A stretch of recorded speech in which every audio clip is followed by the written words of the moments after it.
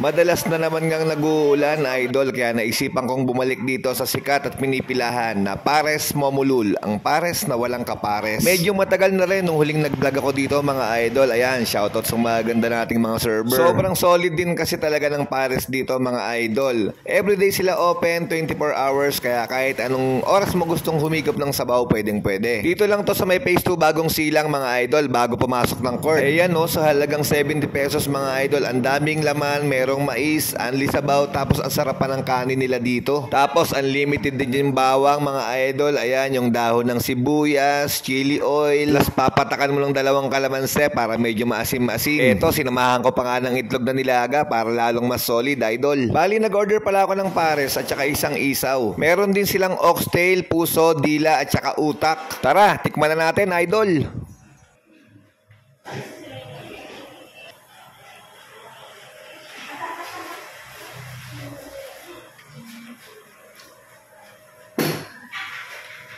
Solid pa rin.